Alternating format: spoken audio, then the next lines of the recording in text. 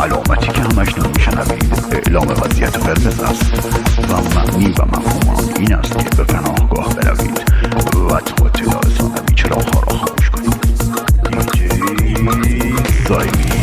کی جاتی محلره ایوون بسازه، کی جاتی محلره ایوون بسازه، بالا کاخ و پایین دکون بسازه، بالا کاخ و پایین دکون نبونه، تیمور گبرسم از سلمون نبونه، تیمور گبرسم از سلمون نبونه. نبات چه نباته همه خمس زکاته، خدا بگیر و بزن کن شلیته رو دامن کن، گالیل مرد و زن کن، همون شل شل شل شل شل شلوار، همون آبی پیرندار، همون بلم بالادار، خدا قسمت من کن، خدا قسمت من کن.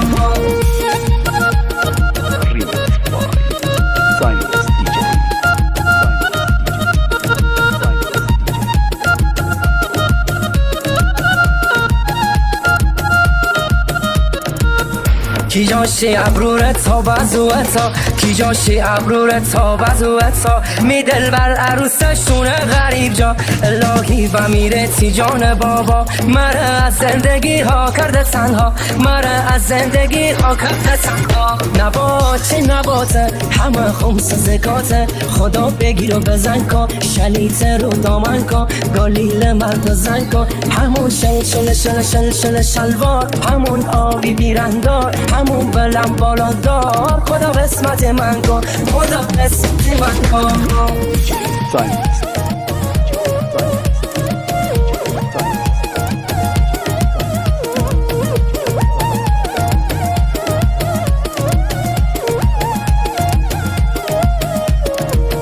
کی جای کلک سری گریگ پشته، کی جای کلک سری گریگ پشته، ون تنه پیرن یارو دپشته، ون تنه پیرن حریرمون، وقتی نمی بر پریرمون، وقتی نمی بر پریرمون.